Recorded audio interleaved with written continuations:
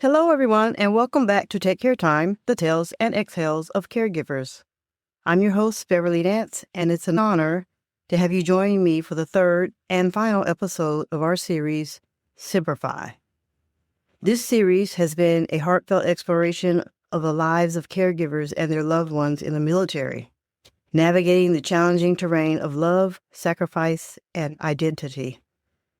In today's episode, we're diving deep into the pivotal moment for Winston and Brooke, as they each face crossroads in their lives. For Winston, it's about grappling with the loss of his limb and his military identity that has defined him for so long. For Brooke, it's about confronting her own feelings of loneliness and finding solace in an unexpected connection. This episode is about choices, the ones we make in the darkest of times, and how they shape who we are and who we become. So grab a cup of tea, settle in, and let's journey together as we unravel the final chapter of Semper Fi.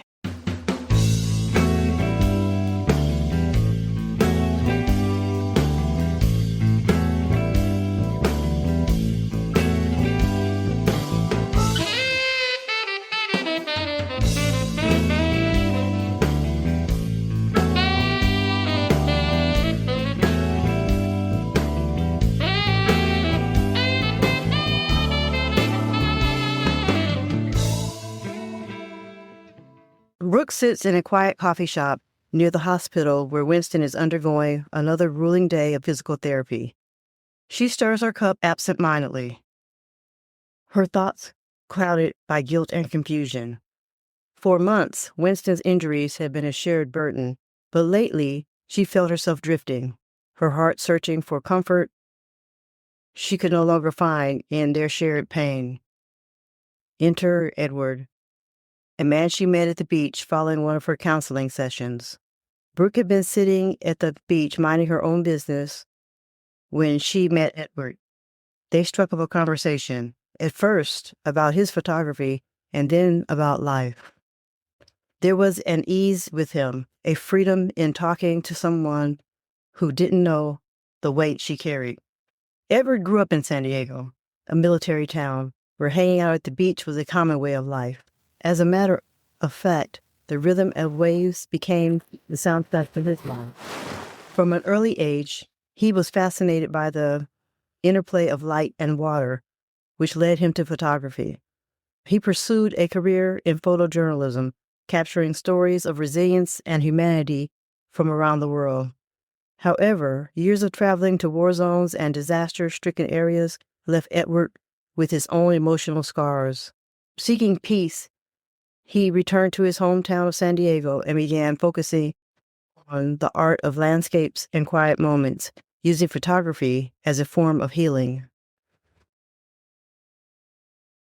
When Edward met Brooke at the beach, he immediately recognized the weight she was carrying, having seen it on himself before. His empathetic nature and quiet demeanor created a safe space for Brooke to open up, starting a connection that felt both unexpected and undeniable. Her phone buzzes on the table, interrupting her daydreams. It's a message from Winston. Tough session today, but I'm hanging in there. Can't wait to see you later. Love you. She swallows hard, the words, love you, weighing heavier than ever before. Winston is at the VA hospital, lying on the therapy mat, beads of sweat dripping down his face as he struggles with a new prosthetic leg. His therapist, Sergeant Hayes, a fellow Marine who lost his own limb years ago, pushes him relentlessly. Come on, Marine! I've seen grannies moving faster than you. Get up! Winston grits his teeth and pushes himself up, but he's not just battling the physical challenge. His mind is tormented by the looming uncertainty of his future.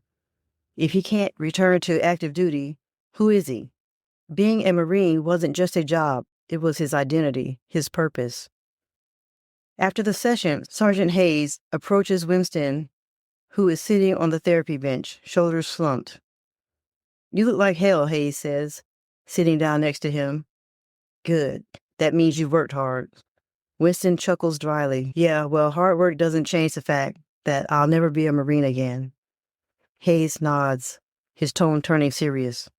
I know what you're feeling. When I lost my leg, I thought the same thing. Hell, I drank myself stupid for a year, trying to forget the Corps has no use for a broken man. Winston looks over at Hayes. So, how'd you stop? How'd you move on? I didn't stop, Hayes said firmly. I shifted. I found a new mission. For me, it's helping guys like you. We don't stop being Marines just because we're not on active duty. Overcome. That's what you've got to do now. Find your new mission. Winston stares at the floor. And what if I can't? Hayes claps him on his back. You can. You're already stronger than you think. You showed up today. You showed up yesterday. You showed up last week, didn't you? That's the first step. It's one step at a time. That's how you climb a mountain, Winston. One step at a time. The words linger with Winston as Hayes gets up and leaves. For the first time in weeks, a spark of determination flickers in Winston's eyes. Later that day, Winston pulls his phone from his pocket and dials Brooke's number. The exhaustion in his voice is apparent as he waits for her to pick up. Hey, he says when she answers, I'm ready to be picked up. Brooke, still sitting in the coffee shop, glances at the clock. I'm on my way, she replies, masking the turmoil in her voice. She grabs her keys and heads to the car, mentally bracing herself for the weight of their shared evening ahead. When she arrives, Winston is waiting outside the hospital, leaning against the railing. His weariness is etched deeply in his face, but he manages a faint smile when he sees her. She steps out to help him, but he waves her off. I've got it, he insists, limping slightly as he climbs into the passenger seat. The ride home is quiet, the silence filled with unspoken words. Brooke grips the steering wheel tightly, her mind already wandering into the evening ahead. That evening, after dinner, Brooke approaches Winston as he sits in the living room, flipping idly through channels on the TV. I'm going out tonight, she says, trying to sound casual. To the movies with my friends. Winston glances at her briefly and nods. Okay, have fun. I'll put the boys to bed at 8. She feels a pang of guilt, but quickly brushes it aside. Grabbing her purse, she heads out the door and drives to the park where she and Edward agreed to meet. The tension in her chest begins to ease as she spots him standing near the bench where they often talk. Edward greets her with a warm smile. Brooke, you made it. Yeah, she said softly, taking a seat beside him. I needed to get out of the house. Thank you. For the next hour, they talk about everything and nothing, his presence a balm to her weary soul. But even as she laughs at something he says, the shadow of guilt looms large in her mind. She knows she's treading dangerous waters, but for now, she lets herself linger in the fleeting comfort of Edward's company. Their conversation grows quieter as the evening deepens, and Edward gently places his hand on hers. Brooke doesn't pull away. Instead, she looks at him, her emotions a whirlwind of longing and guilt. The moment stretches, and before she knows it, his hand brushes her cheek. The touch is brief, but electric, and it makes her chest tighten with a confusing mix of feelings. She finally stands and whispers, I should go. Edward nods, his expression unreadable. Be safe, Brooke. When Brooke arrives home, the house is quiet, save for the hum of the television in the living room. Winston is still awake. His eyes flicker to meet hers as she steps inside. You're back late, he says, his voice neutral but laced with curiosity. Yeah, Brooke replies, setting her purse down on the counter. The movie ran longer than I thought. Winston leans forward slightly. Did you have a good time? She hesitates, the weight of her guilt pressing down. Yeah, it was nice to catch up with the girls. Winston studies her for a moment, his gaze searching. You seem different. Is everything okay?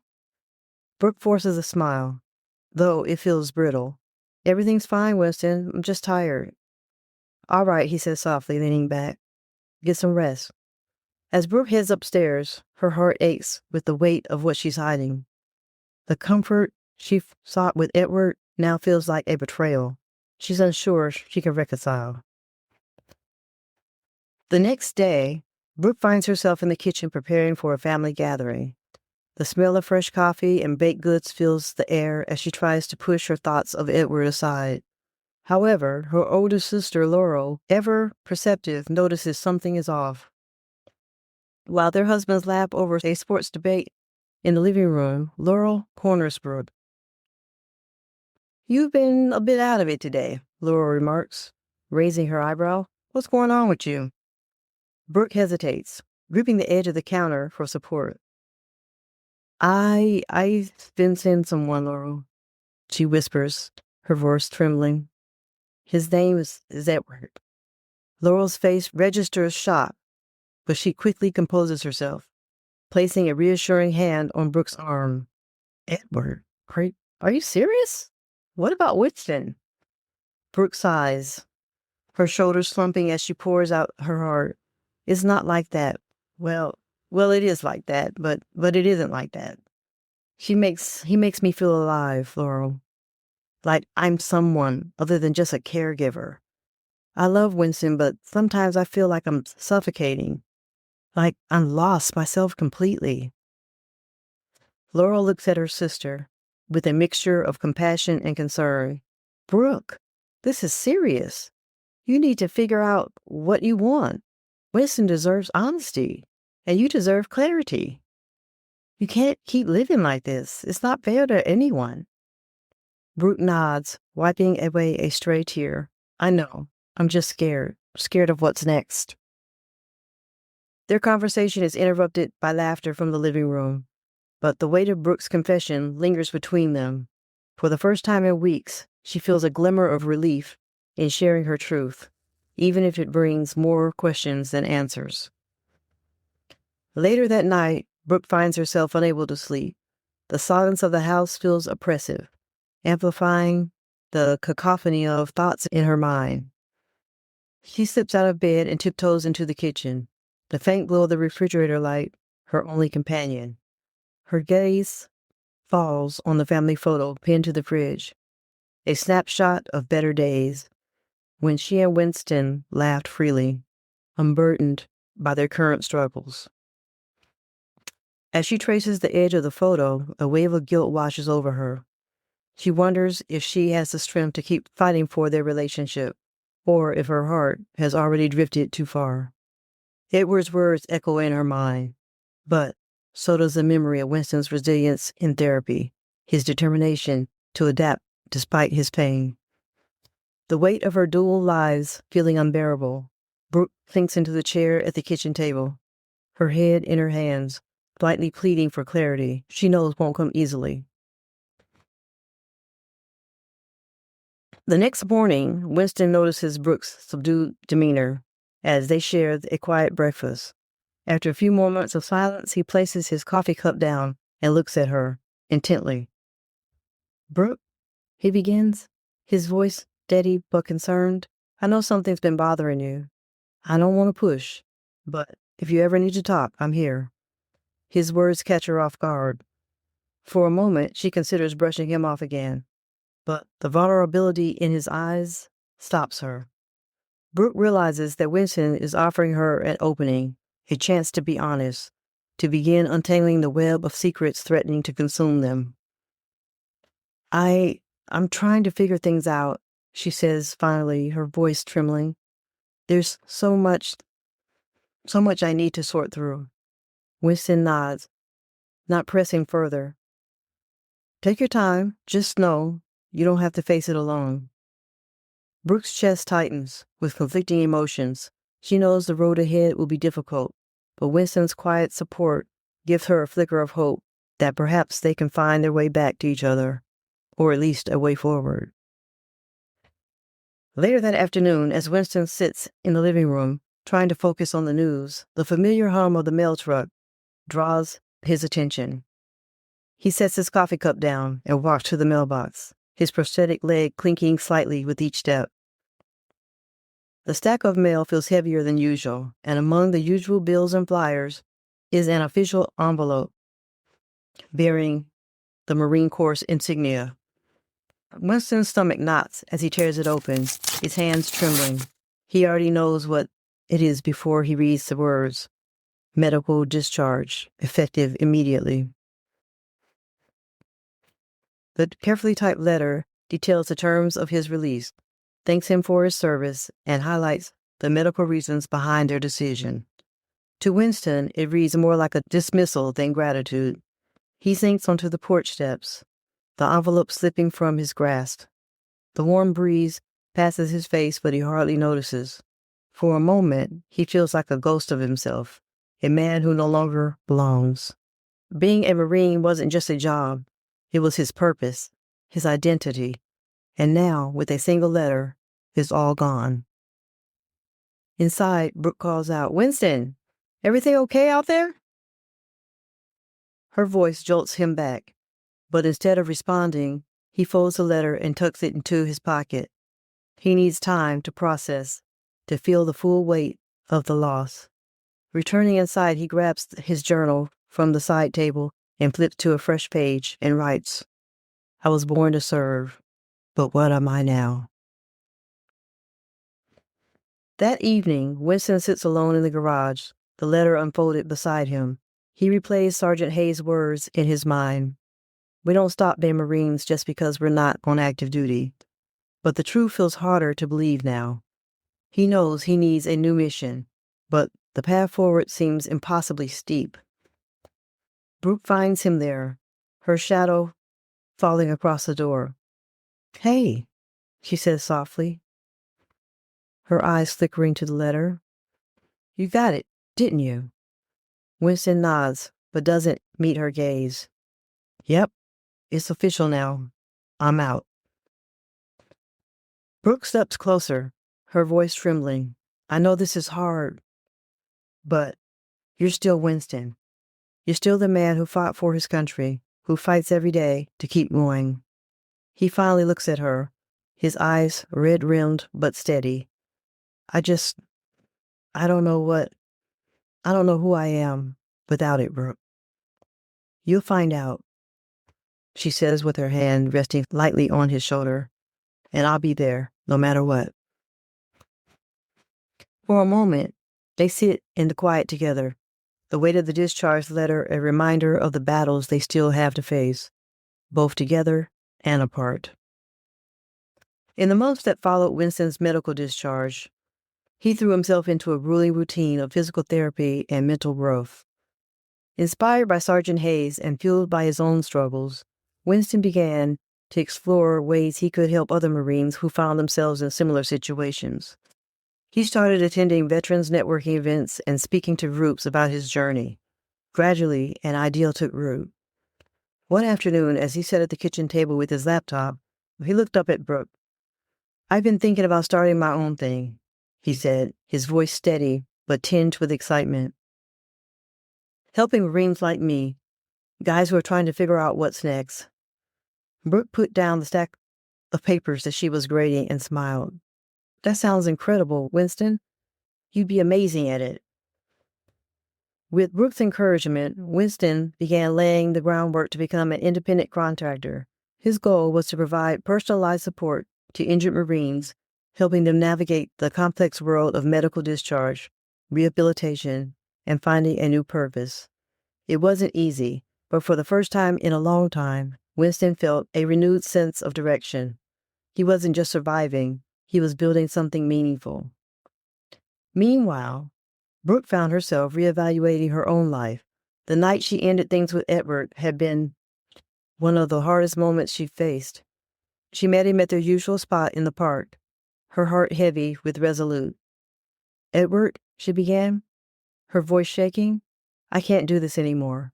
I've been using our time together as an escape, but it's not fair for you or my family." Edward nodded, his expression pained but understanding. "I get it, Brooke. I just want you to be happy." I need to try to fix what's broken at home," she said. "Thank you for being there for me. But this has to end." As Brooke walked away from Edward for the last time, she felt a mix of sadness and relief. The clarity she had sought for months was finally within reach. Brooke's next step was rediscovering a part of herself that had long been buried, her love of teaching. Encouraged by Winston's determination and her sister's support, she began researching opportunities to return to the classroom. It started with substitute teaching, and as the weeks passed, her confidence grew. She soon accepted a full-time position at a local elementary school. Standing in front of the classroom again, Brooke felt a sense of purpose she hadn't experienced in years. At home, the changes in both Winston and Brooke created a new dynamic in their marriage. They began sharing their struggles and dreams more openly, rebuilding trust one conversation at a time. Brooke supported Winston as he launched his business, and he celebrated her decision to follow her passion for teaching. Together, they found a balance that had been missing for so long. One evening, as they sat on the porch watching the sunset, Winston turned to Brooke. "I don't know where this path is going to take us," he said, "but I'm glad we're walking it together." Brooke smiled, her hand resting in his. "Me too. We're stronger than we've given ourselves credit for." The road ahead wasn't without challenge, but for the first time in a long time, Winston and Brooke felt hopeful. Their bold choices had not only reshaped their individual lives, but also brought them closer together, reminding them of the power of resilience and the strength of their love.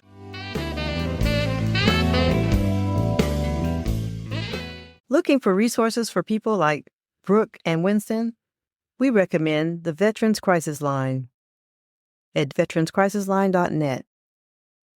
The Wounded Warrior Project, woundedwarriorproject.org. Caregiver Action Network, caregiveraction.org. Operation Homefront at operationhomefront.org. We also recommend our very own Caregiving Life support group on Facebook. You can find us under Caregiving Life at Facebook. Remember, reaching out for help is a sign of strength. You're not alone in your journey. Being a caregiver can be exhausting, but taking time for yourself isn't just a luxury, it's a necessity. That's where Take Your Time Respite Box comes in. Carefully curated to provide comfort, relaxation, and joy, each box is designed to help you recharge and find moments of peace in your busy life. Inside the box, you'll find, hand-selected, self-care items such as balming teas, soothing candles, inspirational books, activities to help you unwind and refocus from puzzles to journals. A reminder that you deserve to feel cared for too. Because when you take care of yourself, you're better equipped to take care of those you love. Visit takecaretime.com to learn more and order your respite box today. You deserve it. Do you have a caregiver story that you would like to have told? Email us at podcast@takecaretime.com. We would love to hear from you. Please note that this episode features reenactments and dramatized details. While in most cases the exact verbatim dialogue may not be known, all dramatizations are grounded in thorough research and crafted to honor the stories shared. To respect the privacy and confidentiality of individuals involved, names and some identifying details have been changed. Until next week, take care.